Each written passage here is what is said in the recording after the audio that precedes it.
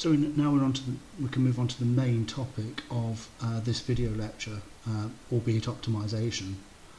This is a process of finding the minimum or a maximum, for that matter, of functions, or now even sets of data, large sets of data, which of course approximate functions in the long run.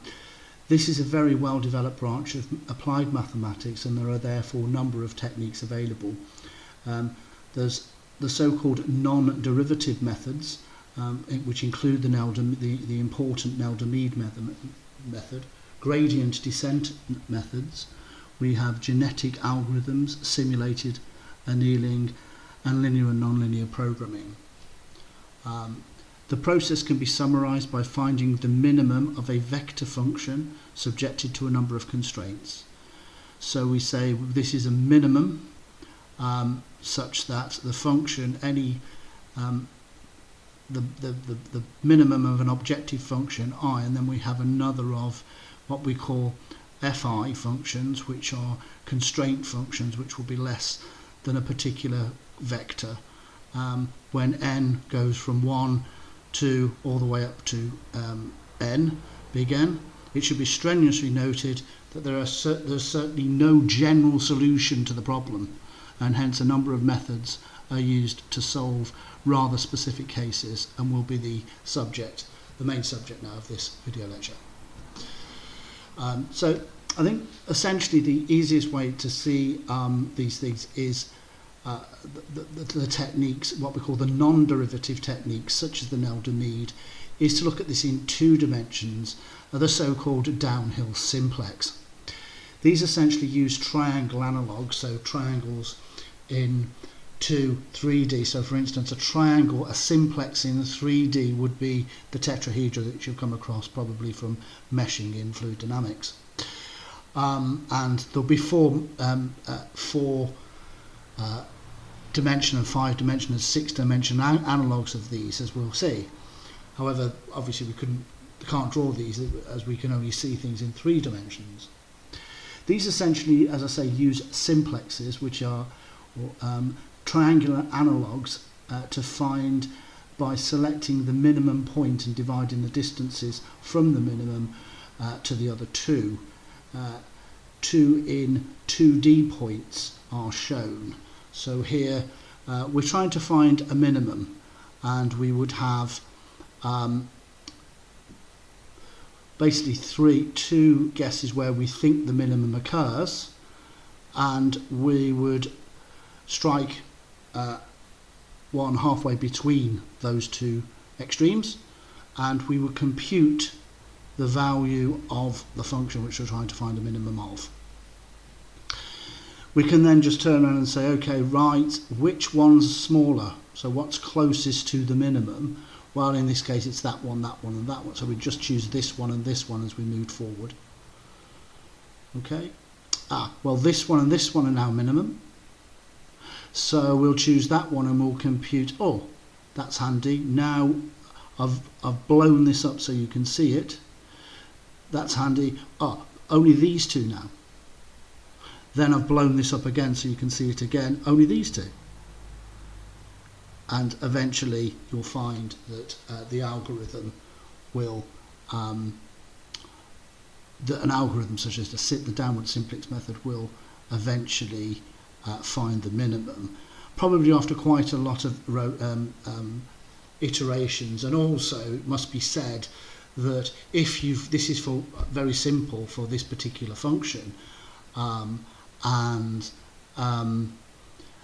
but for functions with lots of variables, this is very, very cumbersome and extremely slow. So there is the Nelder-Mead minimization technique, and an analogous gradient method called the Powell algorithm use sophisticated methods in which to find these minimum. But that's essentially the idea of what we call the gradientless methods. This is because the gradient which we've just been talking about, the gradient of the function, the gradient vector, is not computed at any point with these algorithms. estimations are used, or very, very educated guesses, as in this example, are used instead. So moving on swiftly to the Nelder-Mead method. This is one of the most important and as is dimensionless, gradientless. More correctly, I should have said gradient-free. And this is one of the most important of the lot. It's called the Nelder-Mead algorithm. It would be applicable to ask you this in a test. What are the main, to describe the main phases of the Nelder-Mead algorithm? Wouldn't ask you to code this up, but maybe ask you to code up the downhill simplex, for instance. This is essentially an improvement to the downhill simplex, and works much better, of course, for 3 dimensions, 4 dimensions, 5 dimensions. But again, we shall use this accordingly to show you how really easy it is to implement within Python, because this is all done in the background. But essentially, you have 3 points. You would sort these out, and then you would choose the 2 lowest, and whenever the highest one is, you would reflect that, because if you reflect it, then it's so for instance, if we reflected on this one, nothing would happen, so we get exactly the same value for 2 dimensions, but that's fine. In 3 dimensions, if you reflect, you'll probably be going downwards. Probably, not always. So we reflect, and then we put W equal to R, and then if R is greater than U, so it's the lowest value, then they use some type of extend, so they try and extend further down, and they keep extending further down that line until it actually becomes greater. So they go on this particular line and keep extending down until it starts to become greater. If it's the opposite, thereafter you can contract. So you look at R and then contract it back. Otherwise, you can shrink the whole. So the Nelder-Mead isn't very important. So you can contract or shrink depending on what's appropriate after they've tried the extension routine. But the whole process is hard coded into Python fantastically. So to actually produce the minimum of this particular, which we've just done, of course, using our downhill simplex to find this, and of course you could use it differentiation from also to find this minimum, because it's only one variable differentiation. Here we simply have we'd set up a lambda which would be x0, x1 and x1. So here we have a 2 variable problem. This one was a 1 variable problem. This is now a 2 variable problem. And x0 and x1 are essentially x and y. So x0 corresponding to x and x1 corresponding to y, because as we said earlier, the optimization process is to minimize a vector function, and the vector function in this case would be x and y, which is corresponding to z. So we would set this up, so this is x squared plus 4x, which is x0, y squared is x1 squared, y is x1, and then x0 times x1 corresponds to xy. And then it's a simple matter of saying minimize, because we've from the SciPy optimize, we've imported the minimize function, so it would be to minimize the function given the bounds. This is the search area, x1 to x. Is there a minimum value within there using the Nelder-Mead algorithm, or alternatively using the Powell algorithm, which is another dimensionless, gradient-free type method. Simple as, and that's how to optimize using Python. So earlier in this lecture we saw that the direction of the gradient vector indicates the greatest slope of the function, and moreover that its magnitude is the value of that greatest slope. So if one would like to find a minimum going in the opposite direction,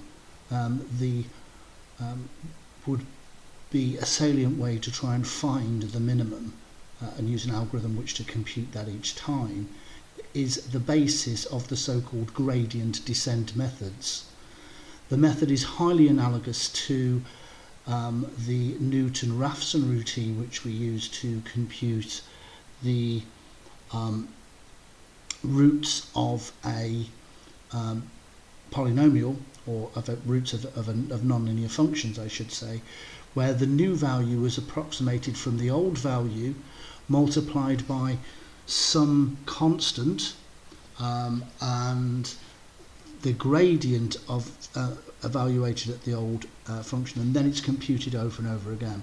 We'll see how this works out here.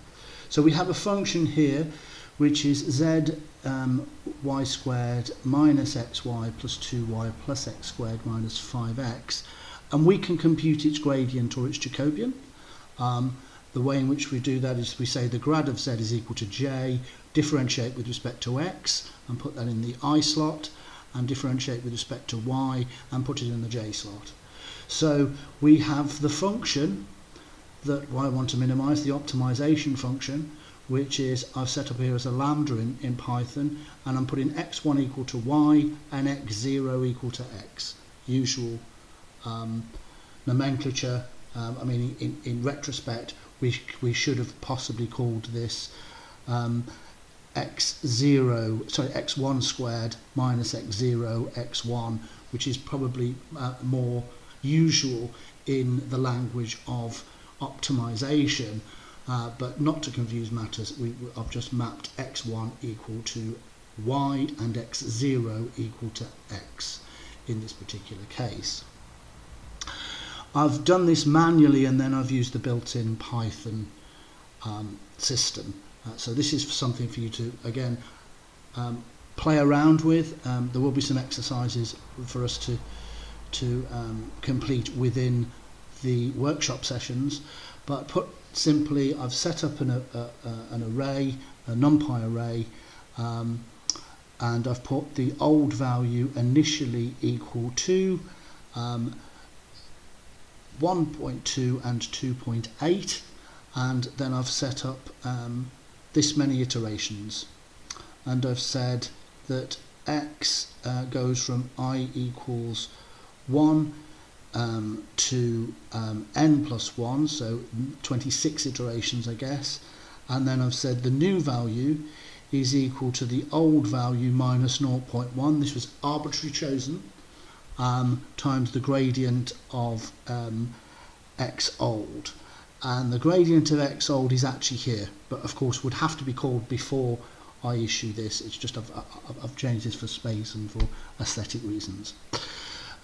So the gradient is simply this. Now we would have minus x1 from here, 2x0 from there, and minus 5, and here we have the gradient of 2x1 minus x0 plus 2. So it is exactly the gradient as you, and hence why we needed to go through this process of reminding you of what the gradient function is and why is that used interchangeably with this idea of the Jacobian.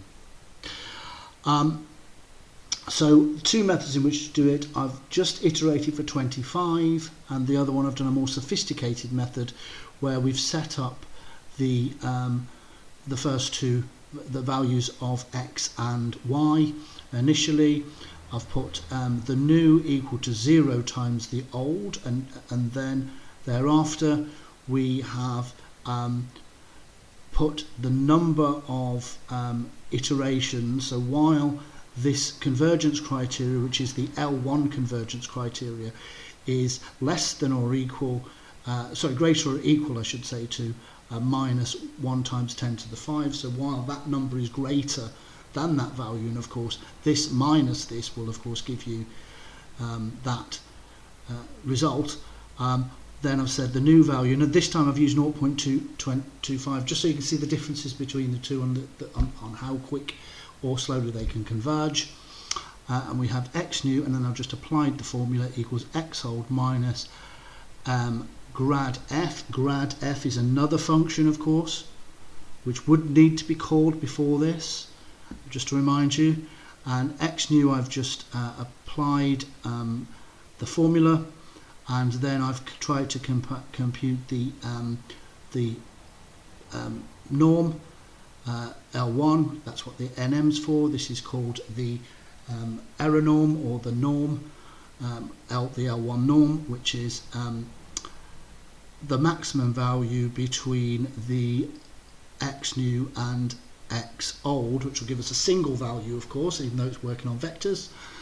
And then I've said put the old equal to the new, and thereafter put n equal to add 1 to n. This is the plus equals business here, and this will tell us the number of iterations. So we'll know n, the number of iterations, but the while loop will finish once it's converged to 4 decimal places. That's where we've got 1 times 10 to the minus 5.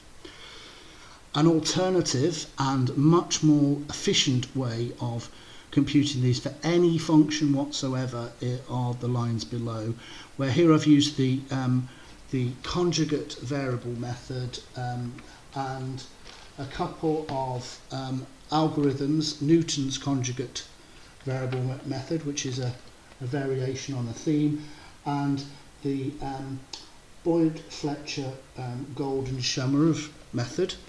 And I've also used a bounded version of that with the least memory constraint version of that also. And each one of those hopefully will give you very, very similar results when you try those in the, which will be close to the minimum that you can, of course, compute by the methods, analytically by the methods that we developed earlier in this video lecture. There are other methods available, and there's no real reason to go into these in any great detail. I'm simply going to show you how to implement these within Python, and then if you do want to look at other codes such as Maxima, or sorry, not Maxima, MATLAB or Scilab, or indeed ease, then you could possibly look at algorithms that could achieve this for you. One of them is a genetic algorithm, and these are actually imported from a different part of the Python universe, and this is called from genetic algorithms. I'm going to import genetic algorithm as GA. Again, set up the lambda. This is simply the function as before, and this time it's just a simple GA. GA F2, tell that it's a real, give the original array, and then ask it to run the... There is something called Bayesian hopping, which is analogous to simulated annealing. This we would need to set up the optimizer as shown here, and more detail on that from the Skippy optimize Bayesian hopping. These are what's known, these are the other methods included here, will find a global minimum rather than local minimums within a specific range. There is linear programming also, though this is a slightly different problem which is available through Skippy optimization, and I guess what we would need to do is set up the linear programming problem, and to do that we need to understand the notion of least squares.